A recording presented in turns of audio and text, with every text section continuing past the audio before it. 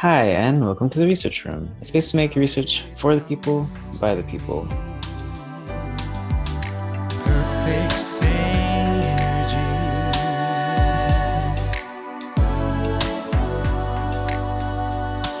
And today I'm going to be talking about more empathy on this episode of Falsifiable Fridays. I still hasn't stuck yet, but yes, Falsifiable Fridays. So I'm still going to be talking about empathy here. I have covered a couple things so far, right? So 2 weeks ago, I talked about what empathy is like in everyday life, how we don't just empathize when it's a negative situation, right? Like it's also in the positives that we will empathize, and also it's relation to well-being. We like to think that empathy is this good thing, right? But it's both positive and negative. And then last week I talked about how we sometimes really don't want to be empathizing, and that's okay, right? That's completely okay, and for various reasons that happens. And so um, yeah, I mean, that's the basic gist of what I did last week. This week, I'm going to continue talking about empathy. And I'm going to be talking about, like, I mean, I think empathy is also this thing that, like, we automatically think that it's going to be good for our connections, it's going to be good for our relationships, it's going to be good for our social interactions, whatever, right? Not necessarily. And that's what I'm going to be talking about here. So, there's a few terms that I want to talk about first before getting into what the finding was, and then also other questions that you might have or might want to have after seeing this research to see, is it believable in your life? Do you need more evidence? What else do you want to see out of this? And so I'll start with those terms. There's three terms here. So one term, first term, is going to be empathic accuracy. We generally understand what empathy is. It's feeling somebody else's emotions, and it's taking their perspective, things like that, right? But just because you're doing that doesn't mean you're accurate. And so there is something to be said about empathic accuracy rather than just empathy. And so what this research will be looking at is really that idea of, if you are accurately empathizing with somebody else, what happens, or what else is currently happening at that same moment. Then the next term, we have empathic concern. And so with empathic concern, I mean, you can just think of it as concern, and nothing really too special or different about empathic concern versus concern. Maybe it's felt a little bit deeper, but this idea that you are feeling warm toward who you're talking to, you're feeling compassionate toward them, that you're feeling close to them, sympathetic toward them. And so all those things together would be considered empathic concern. And then we have responsiveness. And responsiveness is this idea that you are being understanding with your partner, that you are validating them, and that you are being caring. And I mean, it sounds very close to empathic concern, but it is distinct. And so we want to see, how do these three things relate to each other? And so I'll say it. I'll just say what the finding is, and I'll let you just like sort of think about it for a little bit. So the basic thing is that empathic accuracy only positively reflected responsiveness in certain situations. So we want to automatically think that empathic accuracy would lead to better responsiveness, better interactions. Not necessarily. And so what are those certain situations where empathic accuracy does not end up relating positively to responsiveness? And so the thing here is that we also need to have concern. We need to have that empathic concern alongside that empathic accuracy.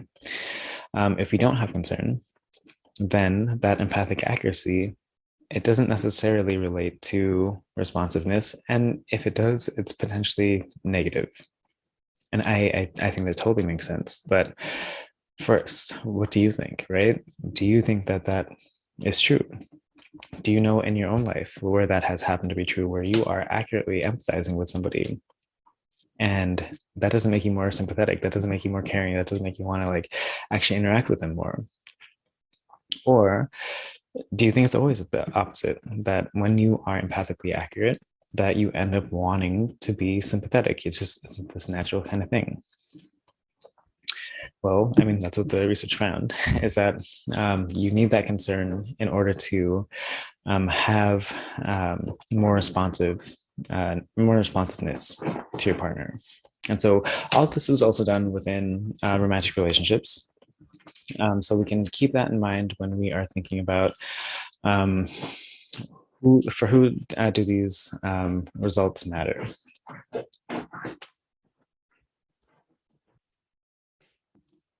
And so what happened in this was that they had two partners come to a lab and they discussed a conflict. And one person was speaking about their conflict, whether that's in the relationship or personally, something that they're undergoing. And then the other person was supposed to be the empathizer, be the supportive role here. And so they discuss, and the researchers found that those that were accurate, it didn't necessarily also mean that they were more responsive. They were only more responsive when they had that concern, and potentially less responsive when they didn't have that concern. So that's the general finding. But I have questions. I have questions about a lot of things here. And again, like I just want to know, like, to what degree is this believable? To what degree should I be like just incorporating this into my own life? And so my first question here, I think is fairly quick, but I think you'll understand. So what does responsiveness mean for the quality of the relationship? So if somebody is being responsive, is that a good thing? Right? So to some degree, it's like, yes, we think that responsiveness might be a good thing, but in the same way that we thought empathic accuracy might be a good thing, it's not necessarily a good thing, right? And so does responsiveness actually mean that you have a higher quality relationship? Does it actually mean that you are more satisfied in this relationship? Does it mean that you're more connected? Does it mean that you're more invested? Like, what does it actually mean that you are more responsive? Does the other person actually feel as if they are being supported here? Does it do anything with their own mental health? Does it do anything about their well-being? What what does this responsiveness actually do? Do we want responsiveness? And I mean, logically, I think yes, right? That makes a lot of sense. You want to be a responsive partner. There is other research that just shows that, like, I mean, the more engaging of a partner that you are, the better that it is for the relationship. But like, also, not necessarily. You can be very responsive and engaging, and that kind of can go awry. That can turn into a lot of negativity, and like you can potentially have like contempt for the other person if you're constantly being responsive, and like maybe your own needs aren't being met. Like, of course, like these things are pretty complicated. So um so I guess my question is, so what? So what if you have concern and you have accuracy and you become more responsive or something like that? Like, is that actually what we want? And I'm sure there are going to be situations where we do want that, and there's situations where we don't want that. So even if you are being empathically accurate, even if you are being concerned, you're now being more responsive as well. Don't just automatically think that that's going to lead to this positive outcome, because it can go multiple ways from here. Second question is the idea of concern. So yeah, we can be somebody who has higher concern. We can be somebody who has lower concern. What exactly is lower concern? And so, in order to understand this question and this answer, we have to look at what the researchers actually did. So all they did was they asked questions about concern to both partners. They asked about how much they care, things like that, right? And so this was on a 0 to 4 scale. 0 meaning you're not concerned at all. 4 meaning that you are very concerned, and then like a 2 is somewhere in the middle, right? So the the breakdown here was that most people were fairly concerned in this study. These are, I mean, good enough couples, right? I mean, they are opting to come into a lab and be recorded and talk through something personal, right? They're probably not going to be like the worst of couples. There must be some quality there, and there must be some trust in that, like in the relationship, to be able to do that. So um, the average here was that like most people with low concern, they were probably around a 2.2, um, and anywhere between like that 2.2 to like maybe even up to a 3 out of 4. And so like, is that low concern? Like, I mean, there's still a good amount of concern there. It gets much worse in romantic relationships, or in any relationship, but it definitely gets worse, right? So if you're a 1 on this scale, if you are a 0 on this scale, how much would that change these results? I wonder if we had that like larger range here, if we had couples that came in that were very, very unconcerned about the partner, um, does that change anything about these results? And again, because these are all generally satisfied couples here, it seems like they're generally all concerned, they're generally all responsive as well. Um, how and I imagine that it's a fairly intuitive way that this might work out, but we really don't know. We have no idea until like we see enough people go through this. We can have ideas. We can have ideas for how it might work out in our own lives and maybe our close others' lives, but we don't actually know.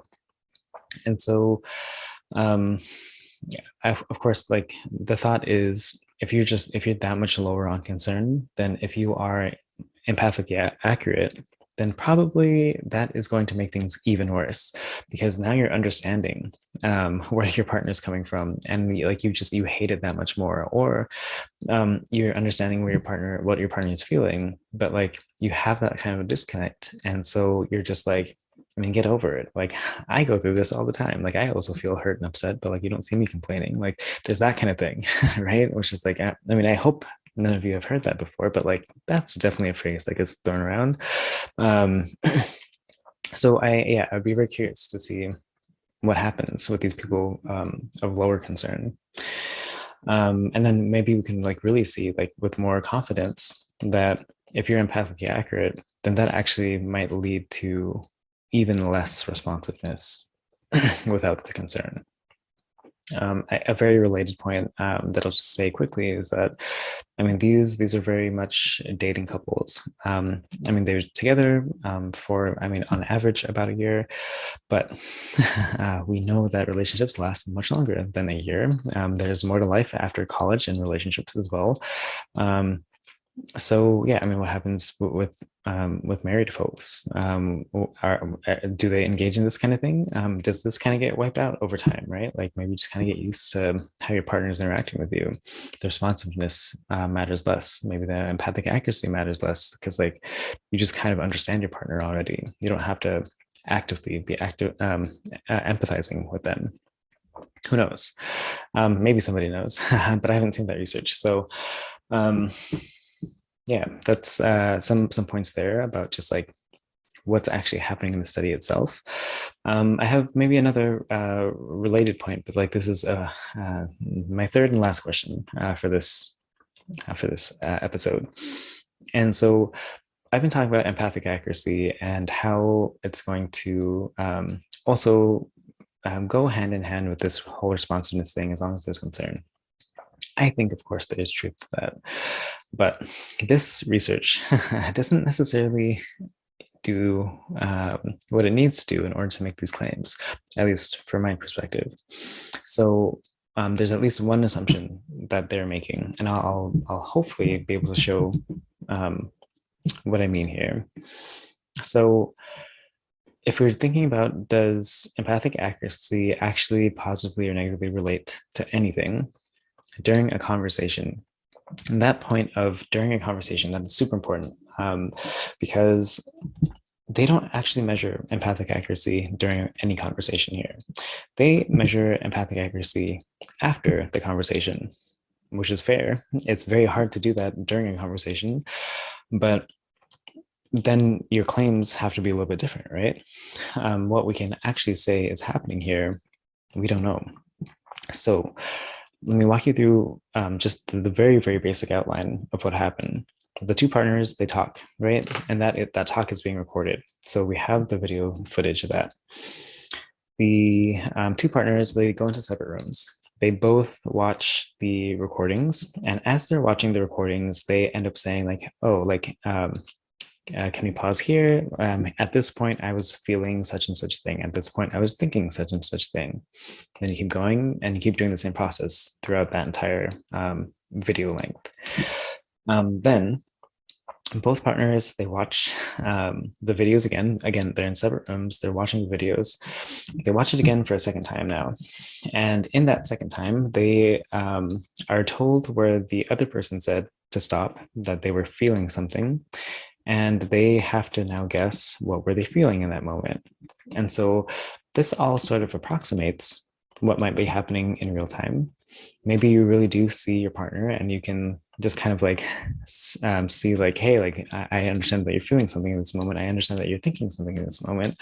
And so now I'm going to respond in a certain way. But it's very different to do that outside of the conversation as well, right?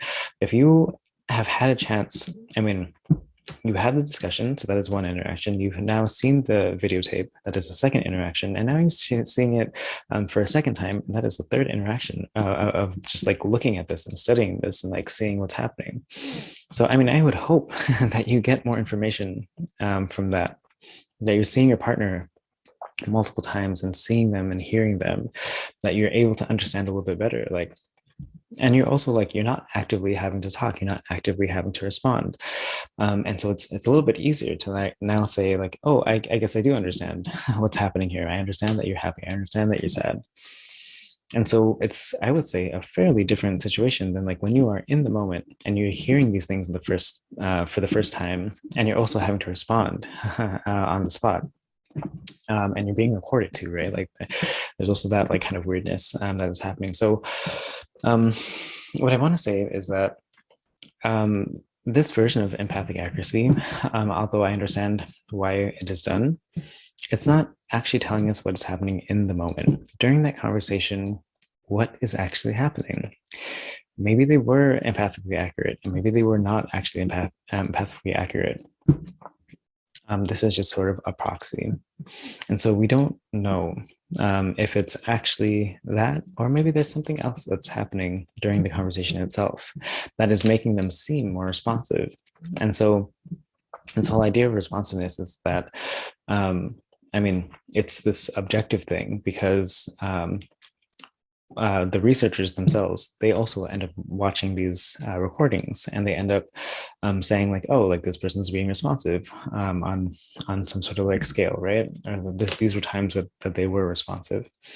And so we get like that sort of sense. We also get from the partner like, hey, I felt like my partner was being responsive. So we have like two things that now line up. Cool, right? But also still, what does that actually mean? What does it actually mean that what, as far as what was happening with empathic accuracy, we only know what was happening after the fact, that they were able to see these videos a couple times, and like now they're able to empathize accurately. So hopefully that makes sense. That like this whole idea is, we honestly don't know. Like we have guesses as researchers, we have guesses as scientists, we have guesses as people that have analyzed and looked at these data and like written them up, but it's still not quite the everyday experience that you might have. This is definitely different. Unless, I mean, I'm not here to judge. Potentially, this is something you do. Maybe you do actually have recorded conversations, and then you like watch them again, and then you end up being to like look through and say like, oh, like these are things that you were feeling. I mean, I think that would be a great thing, right? Like to be able to just kind of stop for a little bit, not have to argue with your partner, and just like stop and like really truly try to understand. Like you have a space for that. like that could be super helpful. But I mean, that's not at least the average experience. Maybe there are people that do that though, and like great if you do that. I think it's a very mature thing. Um, okay, so those are the points that I want to bring up as far as just like what do we make of this finding? What can we do now that we have this information? I think the general premise is definitely there. I think that general premise makes sense, and I think that that whole idea of responsiveness totally makes sense as well, for the quality of our relationships. But at the end of the day, these are all assumptions, and if you didn't believe it because I've now pointed out these assumptions, so be it, right? Like you don't ever have to. You don't have to until you see more evidence. You don't have to until you see it in your own life, whatever, right? But these are things that you should know, and you should be able to know when you either do or don't actually agree with something. And these are some reasons why you might not. And these might also be some reasons why you do, actually. So, with that, I'm going to leave that there. And I'm going to say for next week, I'm going to wrap up empathy. And I'm going to talk about an intervention to increase empathy. As much as I've been kind of saying, like, oh, like, is empathy actually a good thing?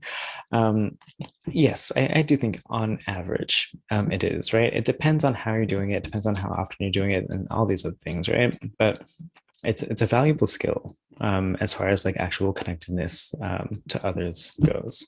What you end up doing with that after, um, I mean that's going to be like where it really ends up falling into the more positive or negative kind of camp. So I'll talk about an intervention to increase empathy, to actually more increase concern more than anything else. Um, and yeah, we'll see what happens with that. So until next week, thank you for tuning in. If you want, there is much more information on all this on roomforresearch.com or on social media at Room for Research. And so until next week, I will see you there. Bye for now. With the sun